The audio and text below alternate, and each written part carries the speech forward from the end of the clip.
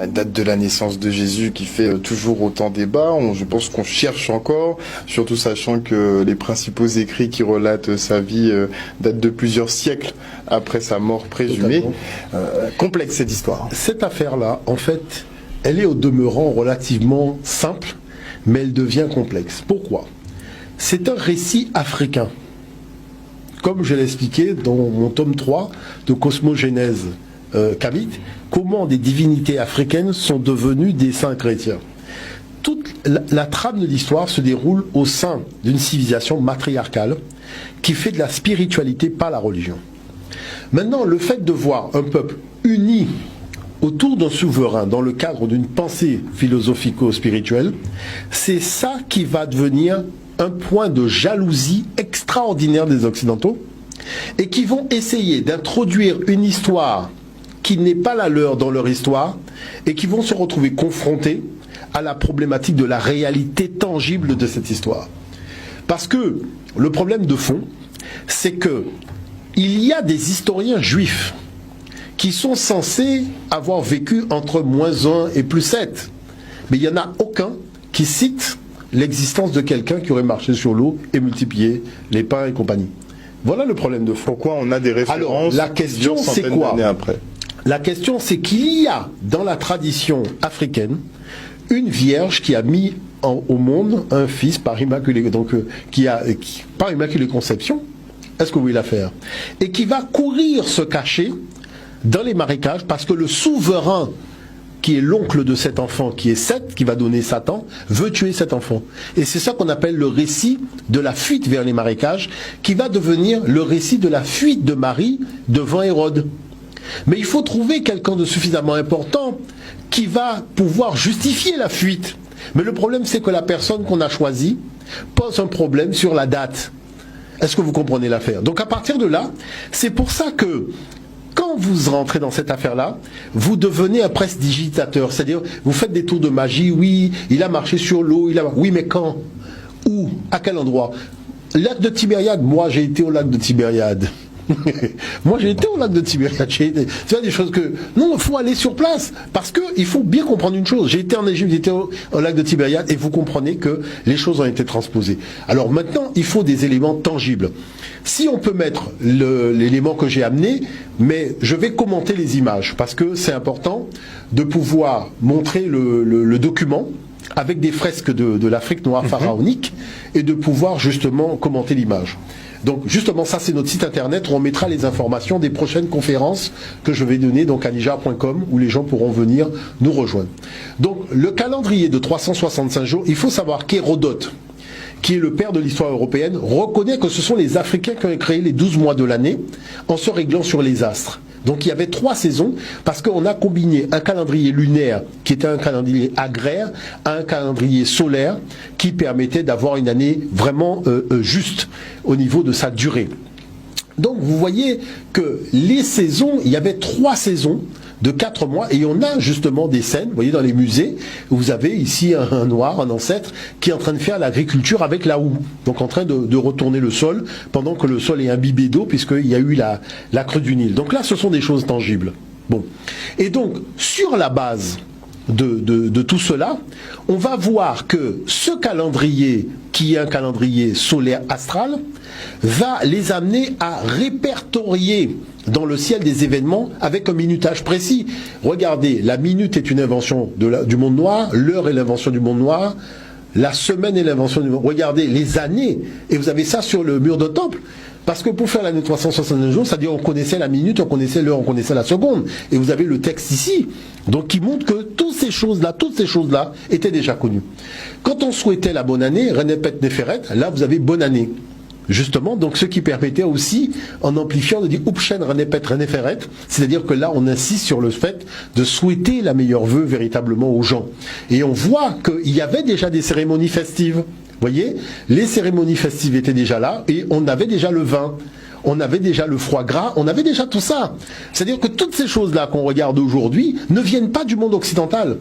C'est-à-dire que tout ça, c'est le monde africain et on a délocalisé, si vous voulez, l'économie africaine pour la transposer parce que prenons le foie gras. Et justement, j'ai une étudiante en Martinique qui va faire un travail de fond sur l'origine africaine du foie gras. On voit ici que le fait de gaver les oies, vous voyez, pour obtenir le foie gras, 2500 de l'ère ancienne africaine. C'est-à-dire que vous avez pratiquement 5000 ans d'histoire devant vous, et vous voyez que les gens faisaient déjà donc le foie gras en Afrique. Et les fresques murales sont là pour le rappeler. Au demeurant, aujourd'hui, sur la plupart des sites internet, on rappelle que c'est une tradition qui vient de l'Égypte, qui vient de l'Afrique. Et on voit ici que là-dessus, on ne peut pas tricher. C'est-à-dire que là, c'est clair, c'est net et c'est mathématique. Voyez, donc ça c'est important de pouvoir le souligner en montrant que vous avez des activités qui sont restées les mêmes entre le fait de préparer donc le foie gras autrefois et la préparation du foie gras aujourd'hui. Voyez, donc c'est quand même surprenant de voir que nous sommes à l'aube de 2019 et on découvre des choses. Bon, maintenant, loi festive, c'est quoi? Durant les fêtes de fin d'année, les anciens disaient qu'il fallait manger un animal à 2 pattes. Parce que c'est un événement solaire. Regardez le site CatoWeb qui dit que, vous voyez par exemple ici le sapin, vous avez l'étoile qui est au-dessus. Donc du sapin, de Sopédète, parce que effectivement, c'est une tradition qui vient du continent africain. Et dans l'image que nous avons, le site CatoWeb, qui est un site donc chrétien, on demande aux gens de manger l'oie lors des fêtes de fin d'année. Parce que l'oie est un symbole solaire. Parce que les fêtes de fin d'année ont été faites par rapport à un événement stellaire qui est le solstice d'hiver. Le solstice d'hiver, c'est-à-dire c'est le moment où le soleil va être régénéré et va reprendre le pas sur les ténèbres. Regardez tous les magazines disent non, Jésus n'est pas né le 25 décembre. Donc c'est-à-dire tout le monde va chanter l'histoire de quelqu'un qui n'est jamais arrivé à ce moment-là. Est-ce que vous comprenez ce que je veux dire par là? Et vous avez ici l'évêque d'Arras qui dit, mais bien sûr, c'est volontairement que l'Église a placé les fêtes de Noël le jour du solstice. Regardez la fête païenne du solstice d'hiver. Le signe est magnifique, mais il était déjà magnifique pour les païens. Pourquoi on les a combattus? Les rayons du soleil sont au plus bas de leur déclin. Progressivement, le jour va s'imposer à la nuit. La lumière va triompher. Maintenant, prenons la naissance divine. Vous avez l'envoyé de Dieu qui va annoncer à la femme qu'elle va avoir un enfant divinement. Vous avez la naissance divine de l'enfant, mais c'est pas tout. C'est pas tout. Tout le récit de la naissance divine de l'enfant est déjà inscrit sur les temples de l'Égypte pharaonique parce que c'est une histoire africaine. C'est une histoire africaine, on a blanchi les personnages.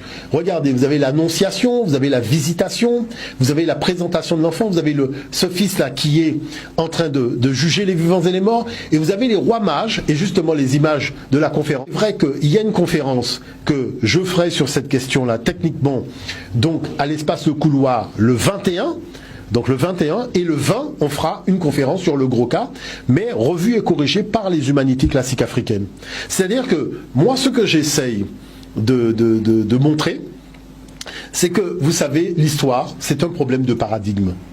Lorsque vous racontez l'histoire selon le paradigme occidental, il y a toute une série de documentations que vous allez mettre de côté ou que volontairement vous n'avez pas montré. Lorsque vous faites l'histoire selon le paradigme africain, vous êtes obligé de tout montrer parce que vous êtes obligé tout simplement de montrer comment une idée africaine et ce qu'il en est advenu de cette idée-là aujourd'hui. Et la chose, c'est que la documentation africaine, elle est tellement aboutie, personne ne peut nier que cette idée aujourd'hui occidentale ou asiatique ou autre n'a pas sa source vis-à-vis du continent africain. Et vous voyez, quand vous prenez par exemple la notion du yin et du yang, donc ce fameux symbole yin et yang chez les Asiatiques, c'est un africain qu'on leur avait essayé de montrer, c'est que, vous savez, l'histoire, c'est un problème de paradigme. Lorsque vous racontez l'histoire selon le paradigme occidental, il y a toute une série de documentations que vous allez mettre de côté ou que volontairement vous n'avez pas montré. Lorsque vous faites l'histoire selon le paradigme africain, vous êtes obligé de tout montrer parce que vous êtes obligé tout simplement de montrer comment une idée africaine et ce qu'il en est advenu de cette idée-là aujourd'hui. Et la chose, c'est que la documentation africaine, elle est tellement aboutie, personne ne peut nier que cette idée aujourd'hui occidentale ou asiatique ou autre n'a pas sa source vis-à-vis du continent africain. Et vous voyez, quand vous prenez par exemple la notion du yin et du yang, donc ce fameux symbole yin et yang chez les Asiatiques, c'est un symbole africain qu'on leur avait expliqué à l'époque du solstice d'hiver et du solstice d'été. Parce que le solstice d'été, c'est le jour le plus long. C'est-à-dire, c'est le jour où la durée de la lumière est la plus longue, mais la durée de la nuit est la plus courte. Et vous avez le contraire au solstice d'hiver. C'est-à-dire, la durée de la nuit des ténèbres, c'est énormément long par rapport à la durée de la lumière. Et ces deux points représentent ces deux centres de l'univers qui basculent et qui rebasculent. Et c'est ça qui fait, en fait, la notion du combat de la lumière contre les ténèbres. Est-ce que vous voyez l'affaire? C'est-à-dire